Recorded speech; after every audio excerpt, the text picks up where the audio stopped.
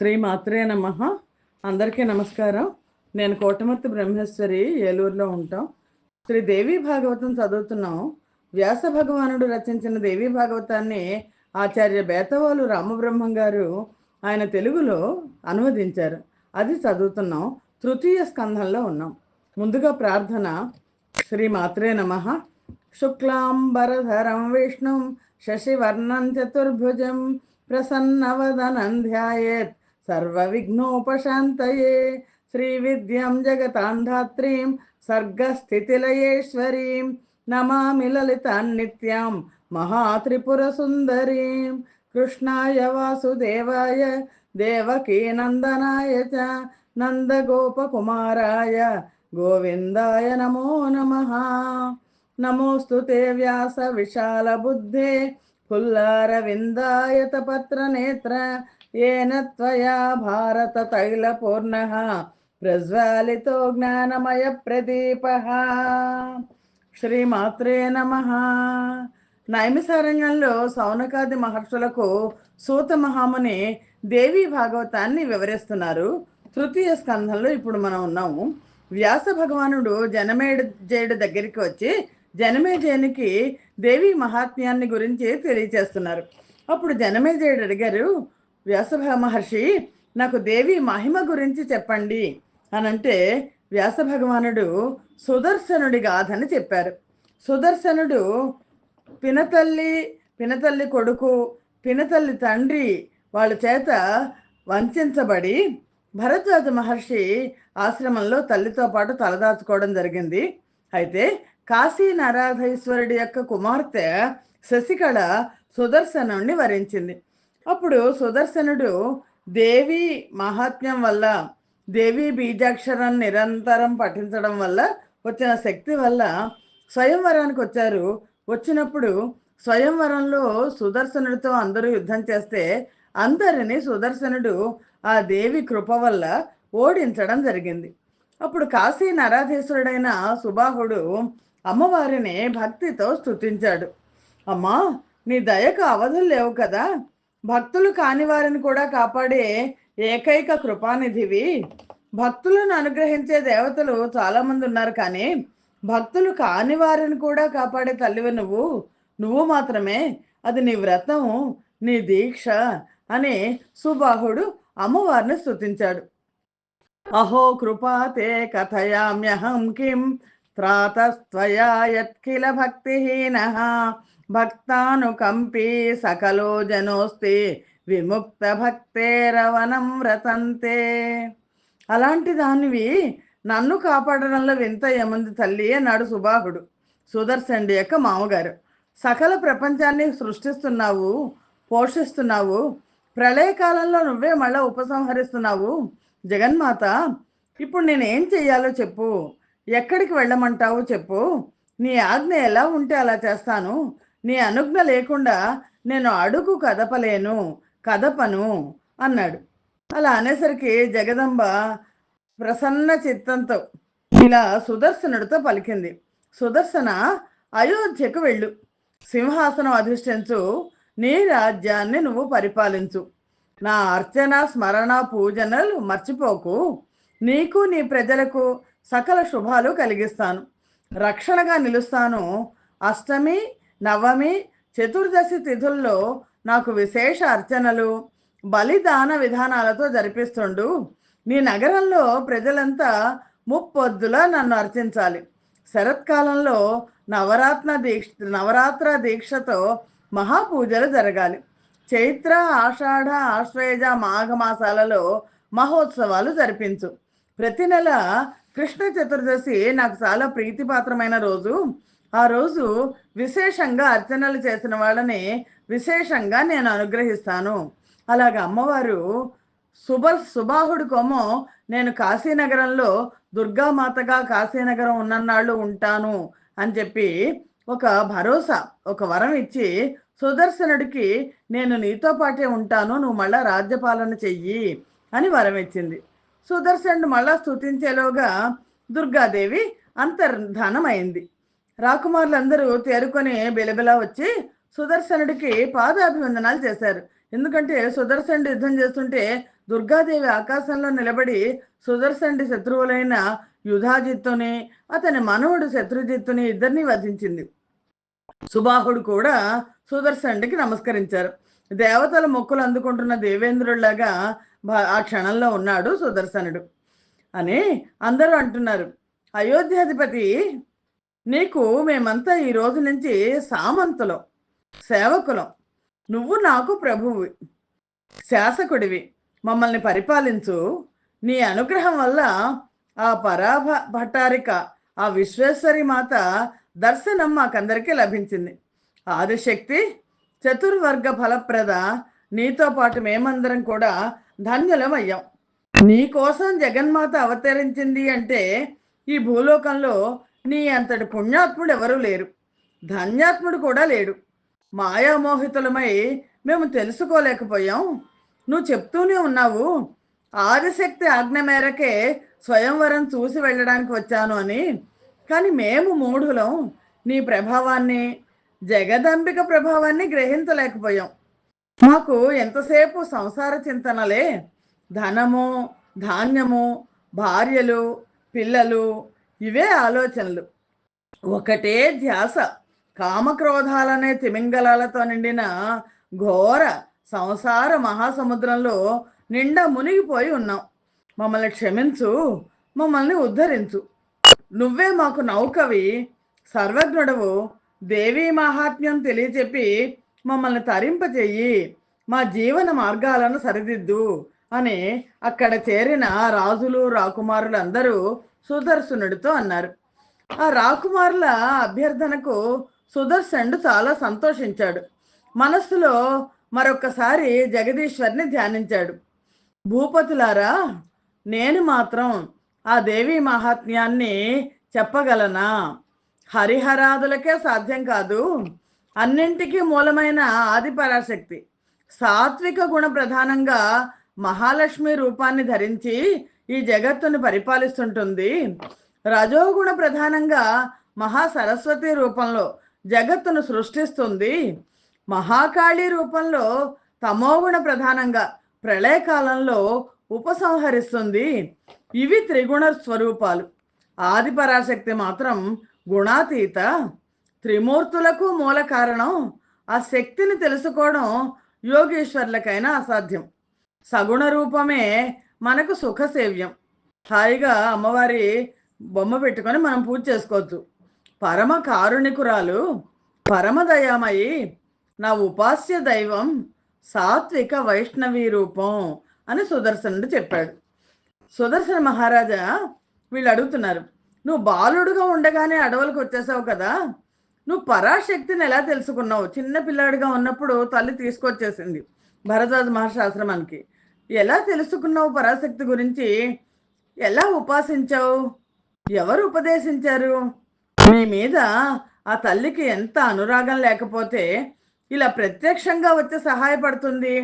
ఆ విషయాలన్నీ చెప్పు మిత్రమా, వినాలని కుతూహలంగా ఉంది అన్నారు వాళ్ళు. అప్పుడు సుదర్శనుడు చెప్పాడు, ఓ రాకుమారులారా, బాల్యంలోనే నాకు మహాదేవి మంత్ర బీజాక్షరం లభించింది. ఎందుకంటే ఆడుకుంటుంటే పిల్లల్లో ఒకడు క్లీబా అంటాడు. అనేసరికి క్లీం అనుకుంటూ జపం చేయడం ప్రారంభించాడు సుదర్శనుడు. అది కామ బీజాక్షరం అని నాకు తెలియదు, కానీ తదేక దీక్షతో నిరంతరం 10-12 సంవత్సరాల పాటు జపించాను. ఎంతకాలం జపించానో, ఎన్ని కోట్లు జపించానో వాస్తవానికి నాకేమీ తెలియదు. భరద్వాజుని ఆశ్రమంలో ఋషీశ్వర్లు చెప్పగా దేవీ మహాత్మ్యం కొంతవరకు తెలుసుకున్నాను. సహజంగా ఆ జగన్మాత వాత్సల్య గుణ సంపూర్ణ కాబట్టి కష్టాలలో కనికరించి ఆదుకుంటుంది. ఇందులో నా గొప్పదనం ఏమీ లేదు, ఇంతకన్నా నేను చెప్పగలిగింది ఏమీ లేదు అని సుదర్శనుడు క్లుప్తంగా ముగించాడు.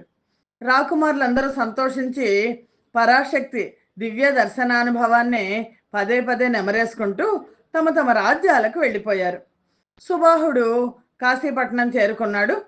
సుదర్శనుడు శశికళతో, మాతృమూర్తి మనోరమతో అయోధ్యకు రథాలను నడిపించాడు.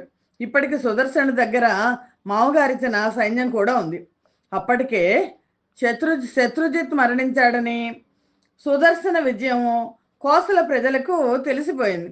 మంత్రులు, దండనాయకులు, సేనాపతులు, పౌరులు కోలాహలంగా కానుకలన్నీ తీసుకుని సుదర్శనుడికి ఎదురొచ్చారు. సగౌరవంగా పురప్రవేశం చేయించారు. వంది మాగధులు స్తుతిస్తుండగా, మంత్రిసత్తములు నమస్కరిస్తుండగా, కన్యామణులు పూలు పేలాలు చల్లుతుండగా సుదర్శనుడు రాజప్రాసాదంలోకి అడుగుపెట్టాడు.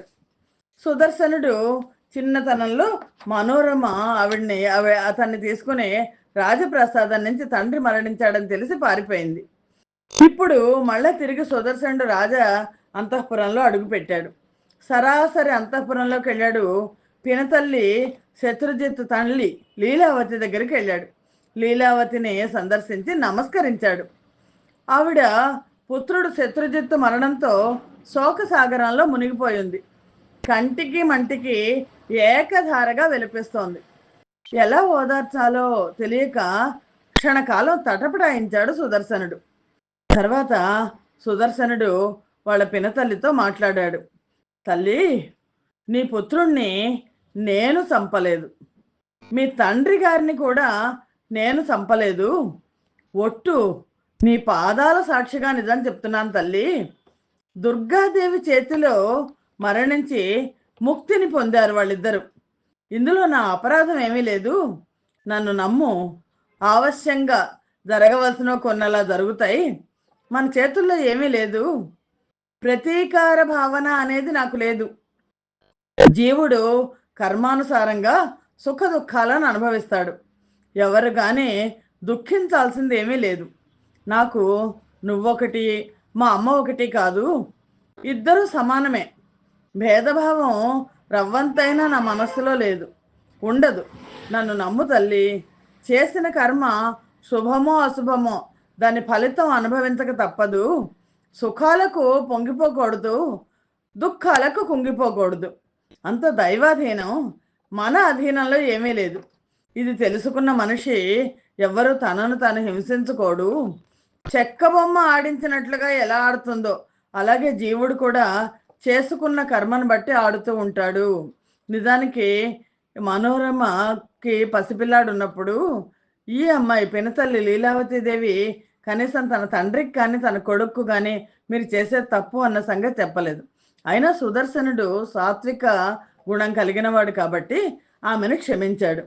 యథాదారు మయీయోష నటాదీనాం ప్రచేష్టతే తథా స్వకర్మ వశగో దేహి సర్వత్ర వర్తతే. చెక్క బొమ్మలను మనం ఆడించినట్టుగా జీవుణ్ణి కర్మ ఆడిస్తూ ఉంటుంది అని సుదర్శనుడు ఇంకా చెప్తున్నాడు. తల్లి, నేను అడవులు పాలయ్యాను కానీ దుఃఖించలేదు. ఇదేదో కర్మఫలం అని అనుకున్నాను, అనుభవించాను. నా మాతామహుడు, మా అమ్మ వాళ్ళ నాన్న ఇక్కడే దుర్మరణం చెందాడు. నా తల్లి ఏకాకి అయిపోయింది. పసిబిడ్డను నన్ను తీసుకుని దుర్గమ అరణ్యాలకు భయంతో పారిపోయింది. దారిలో దొంగలు దోచుకున్నారు. కట్టుబట్టలతో మిగిలింది. అన్నం మెతుకైనా లేదు. చంకలో పసిబిడ్డ. ఎలాగో భరద్వాజ ఆశ్రమానికి చేరుకుంది. విదల్లుడు దాది మాత్రం విడిచిపెట్టలేక మా అమ్మ వెంట వచ్చారు. ఆశ్రమంలో మునులు మునిపత్నులు దయామయులు కదా, మా ఆలనా పాలన చూశారు. కందమూల ఫలాలతో కాలక్షేపం చేశాం. ఇదంతా ఎందుకు చెప్తున్నానంటే అప్పుడు కూడా ఏనాడు నేను దుఃఖపడలేదు. ఇదిగో ఇప్పుడు ఈ రాజ్యం దక్కింది, భోగాలు వచ్చాయి అని నేను పొంగిపోవడం లేదు. సుదర్శనుడి మంచి లక్షణాలు తెలుస్తున్నాయి ఇక్కడ. నా హృదయంలో ఎవరి పట్ల వైరము లేదు, మాత్సర్యము లేదు. నన్ను అడిగితే ఈ రాజభోగాల కన్నా ఆశ్రమాల్లో మునులు నివ్వరి ధాన్యం పరిగా ఏరి తెచ్చుకొని దంచుకొని గుప్పెడేసి వండుకొని తింటారు. ఆ నీవార భక్షణమే ఉత్తమోత్తమం. రాజభోగాలను అనుభవించిన వాడు నరకానికి పోతాడు. ఈ నివ్వరి ధాన్యం తిన్నవాడు స్వర్గానికి వెళ్తాడు. దుఃఖన్నమే తదాసేత్ సుఖన్నాద్యధనాగమే న వైరన్న చ మాత్సర్యం మమ చిత్తే తు కర్హిచిత్ నీవార భక్షణం శ్రేష్టం రాజభోగాత్సరం తపే. తదాశీనరకం యాతి ననీవారాశన క్వచిత్. పిన్ని పిన్నితో మాట్లాడుతున్నాడు. మానవుడు ఎప్పుడు తెలిసి ధర్మం ఆచరించాలి, ఇంద్రియాలను జయించాలి, లేకపోతే నరకం తప్పదు. మానవ జన్మ దుర్లభం. అది పరమ పవిత్రమైన భరతఖండంలో లభించడం మరీ దుర్లభం. అలాంటి జన్మను పొందినందుకు ధర్మ సాధన చేయాలి. స్వర్గ మోక్షదమైన ఈ ధర్మ సాధన మిగతా పశుపక్ష్యాది జాతుల్లో జన్మిస్తే కుదరదు కదా. మనుషులుగా పుట్టినందుకే ధర్మం కోసం సాధన చేయాలి. అనుక్షణం మనం ఈ విషయాన్ని గుర్తుపెట్టుకోవాలి అన్నాడు. వయస్సులో చిన్నవాడైనా జ్ఞానంలో పెద్దవాడైనా సుదర్శనుడు చేసిన ఈ ధర్మ ప్రబోధంతో లీలావతి చేరుకుంది. ఇప్పుడు ధృతరాష్ట్రుడు కుమారులందరూ మరణించాక విదురుడు ధృతరాష్ట్రుడికి నీతి బోధ చేస్తాడు. అలాగా లీలావతికి కూడా పుత్రశోకం వదిలిపోయింది. పుత్రశోకాన్ని క్షణంలో వదిలేసింది. జరిగిన సంఘటనలను తలుచుకొని సిగ్గుపడుతూ బదులు పలికింది. నాయన సుదర్శన, మా తండ్రి చేసిన దుర్మార్గం వల్ల యుధాజిత్తు వెళ్ళిపోయి సుదర్శనుడి తాతను చంపేస్తాడు. సుదర్శనుడు శత్రుజిత్తుల తండ్రి ధ్రువసేనుడిని ఒక సింహం కబళిస్తే సూరసేనుణ్ణి సుదర్శనుడి తాతని యుధాజిత్తు చంపేస్తాడు. మా తండ్రి చేసిన దుర్మార్గం వల్ల నేను అపరాధిని అయ్యాను.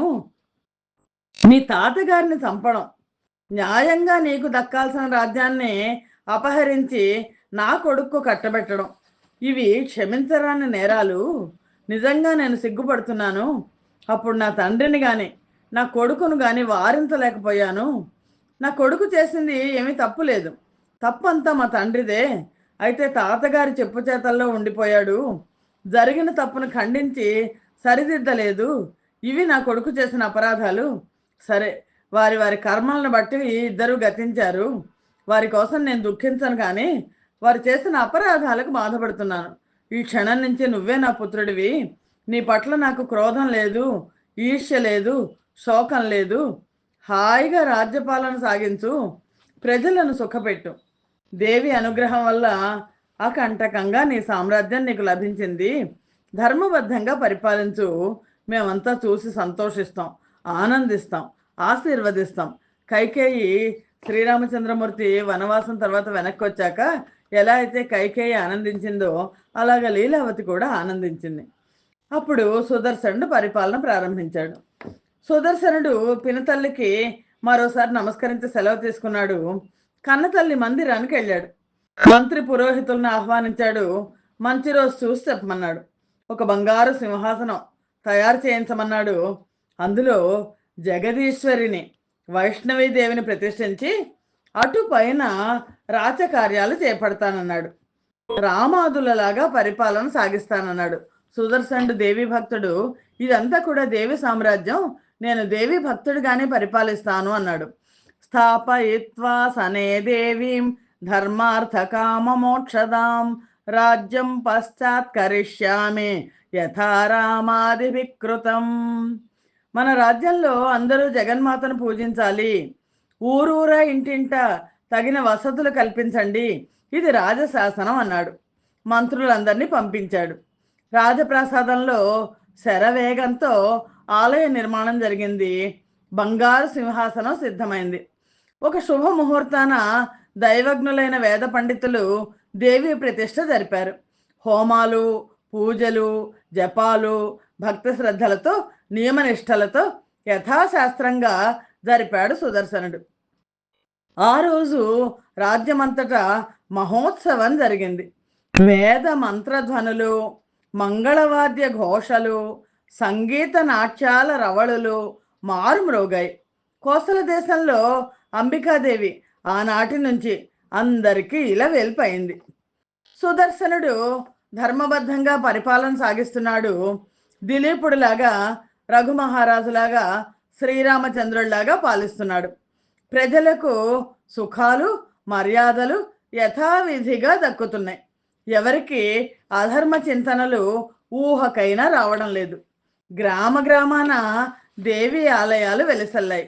నిత్య పూజలు జరుగుతున్నాయి. ఇలాగే కాశీలో సుదర్శనుడి మామగారు సుబాహుడు తను కూడా ఇలాగే తాను దర్శించిన దేవి ప్రతిమను తయారు చేయించి ఒక ప్రాసాదం నిర్మించి విగ్రహ ప్రతిష్ఠ జరిపాడు. ఊరూరా దుర్గాదేవి మందిరాలు వెలిశాయి. ఇప్పుడు కూడా కాశీలో దుర్గాదేవి మందిరం ఉంది. ప్రజలంతా దేవి ఉపాసకులు అయ్యారు. సామంత రాజ్యాలలో, ఇరుగు పొరుగు దేశాలలో దుర్గాదేవి విఖ్యాతి పొందింది. ఇలా భారతదేశం అంతటా దేవి ఆలయాలు, దేవి ఉపాసనలు వర్ధిల్లాయి. నిత్య పూజలే కాక విశేష సమయాలలో విశేష అర్చనలు కూడా సాగుతున్నాయి. నవరాత్రుల్లో అర్చన, హవన, యాగాదులు ఆగమోక్త ప్రకారంగా భక్త శ్రద్ధలతో చేస్తున్నారు. అన్ని వర్ణాల వారు తారతమ్యాలు లేకుండా భాగస్వాములు అవుతున్నారు అని సూత మహాముని చెప్తున్నారు. సౌనకాది మహాములారా వింటున్నారు కదా. వ్యాస భగవానుడు చెప్పిన ఈ దేవీ మహాత్మ్యాన్ని జనమేజయుడు శ్రద్ధగా ఆలకించాడు.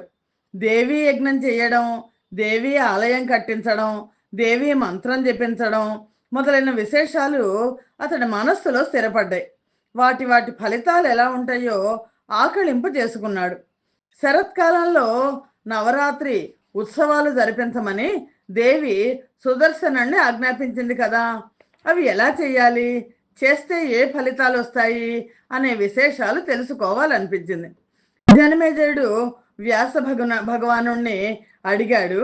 వ్యాస భగవానుడు ఆ కృష్ణద్వైపాయనుడు జనమేజయుడికి దేవి నవరాత్రులు ఎలా చేయాలి అనేది తెలియచేశాడు. ఇది మనం తర్వాత సంచికలో చూద్దాం. స్వస్తి ప్రజాభ్య పరిపాలయంతాం న్యాయేన మార్గేణ మహిమహేషాః గోబ్రాహ్మణేభ్య శుభమస్తు నిత్యం లోకా సమస్తా సుఖినో భవంతు. సర్వం శ్రీమాత చరణారవిందార్పణమస్తు. యదక్షర పదభ్రష్టం మాత్రాహీనం తు యద్భవేత్ తత్సర్వం క్షమ్యతాం దేవి నారాయణి నమోస్తుతే. శ్రీమాత్రే నమః.